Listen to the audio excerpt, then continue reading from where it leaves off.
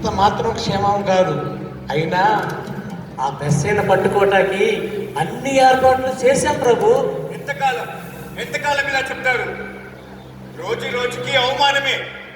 ఆ మెస్సయ్య వల్ల మనశ్శాంతి లేకుండా పోతుంది. అందుకే చెప్తున్నాను, ఏది ఏమైనా సరే ఆ మెస్సయ్య చావాల్సిందే, చచ్చి తీరాల్సిందే.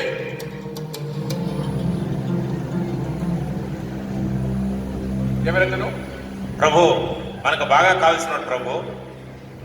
ప్రభు, ఆ యేసు 12 మంది శిష్యుల్లో ఒకడు, పేరు ఇస్కరియోతు యోధ, మన పని కొరకు పిలిపించాం ప్రభు. చూడు యోధా, నువ్వేం చేస్తావో మాకు తెలియదు. ఆ మెస్సేను మాకు అప్పగించు. కాదు, మేమంతా నీ వెనుక ఉన్నాము. అందుకు మమ్మల్ని ఏం చేయమంటావో చెప్పు. చెప్పు యోధా, చెప్పు. ప్రభు అడుగుతున్నారు కదా, చెప్పు. ఏం కావాలో చెప్పు. ఎంత కావాలో అడుగు. నాకు డబ్బు కావాలి, మీకు ఆ మెస్సేయ కావాలి. నాకు కావలసిన డబ్బు ఇస్తే ఆ మెస్సేయ మీకు అప్పగిస్తా. డబ్బా? ఎంత కావాలి? మీరే చెప్పండి. 20 వెండి నాణెములు. ఏంటి? ఆ మెస్సేయను అప్పగించడానికి 20 వెండి నాణాలా? మరో మాట చెప్పండి. 30 వెండి నాణెములు. ఏంటి? 30 వెండి నాణాలా? 30 సరే. యుధా,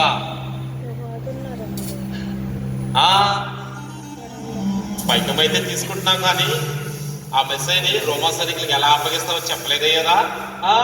ఆ సందేహం మీకు అవసరం లేదు. ఆ రోమా సైనికులకి ఆ మెస్సేయ నేను అప్పగిస్తా. గెచ్చమైన తోటలో నేను ఎవరినైతే ముద్దు పెట్టుకుంటానో ఆయనే ఆ మెస్సేయ. గుర్తు పెట్టుకోండి. శబాష్ యుధా, శబాష్. ఇప్పుడు మాకు బాగా నచ్చావు. ఇదిగో నువ్వు అడిగిన పైకము. 30 వెండి నాణాలు. 30 వెండి నాణాలు. 30 వెండి నాణాలు. యోధా, మొత్తానికి గురువునే అమ్మేశావే. నీ గురువునే అమ్మేశావు అంటే నువ్వు మామూలు వ్యక్తివి కాదు. ఆయన్ని మెస్సయ్యగా నమ్మావు, ఆయన్ని దైవ కుమారుడుగా నమ్మావు, ఆయన్ని లోక రక్షకుడుగా నమ్మావు. అంతగా నమ్మిన ఆ యేసుని కేవలం 30 వెండి నాణ్యాలకు అమ్మేశావే. యోధా, చిక్కులేదా? సిగ్గా నాకా? వినండి, ఈరోజు నేను 30 వెండి నాణాలకు ఆ మెస్సేయను అమ్మేస్తున్నాను. కానీ ఒక రోజు రాబోతుంది, ఒక అమ్మాయి కోసం, ఒక అబ్బాయి కోసం, పాపం కోసం, సారా సీసా కోసం ఆ మెస్సేని అమ్మేసే రోజు రాబోతుంది. పేరు కోసం, పదవి కోసం, ఆస్తి కోసం, అంతస్తు కోసం ఆ మెస్సేని అమ్మేసే రోజు రాబోతుంది. అంతేకాదు, 100 రూపాయల లంచం కోసం ఆ మెస్సేని అమ్మేసే రోజు రాబోతుంది. నామకార్థ క్రైస్తవులు, పండగ క్రైస్తవులు, దొంగ క్రైస్తవులు, నమ్మించే క్రైస్తవులు, నటించే క్రైస్తవులు నా వలే యేసుతో ఉంటూ, యేసు బోధలు వింటూ, యేసుతో నడుస్తూ, యేసు సేవ చేస్తూ ఆ మెస్సేని అమ్మేసే రోజు రాబోతుంది. ఆ తరం నా నుండే ప్రారంభమవుతుంది. 30 వెండి నాణాలతోనే ప్రారంభమవుతుంది.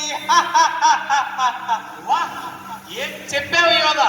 నామకార్థ క్రైస్తవులు, పండుగ క్రైస్తవులు, దొంగ క్రైస్తవులు రాబోయే తరాలలో ఏ విధంగా జీవించబోతున్నారు ముందుగానే ఊహించి చెప్పావు యోధా. శబాష్ యోధా, శబాష్. అంటే మీ రోమా సైనికులుగా యేసుని అప్పగిస్తా.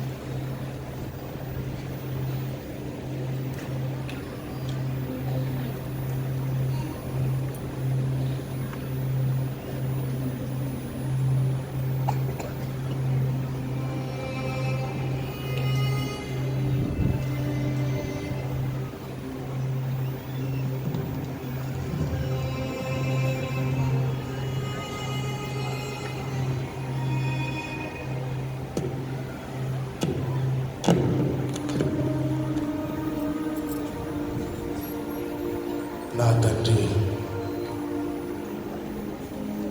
సాధ్యమైతే ఈ గిన్నె నా యొద్ద నుండి తొలగిపోనిము.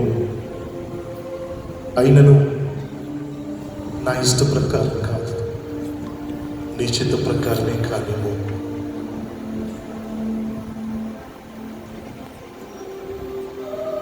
ఇదిగో ఇదే మీరు చెప్పిన గెచ్చమైన తోట. యేసు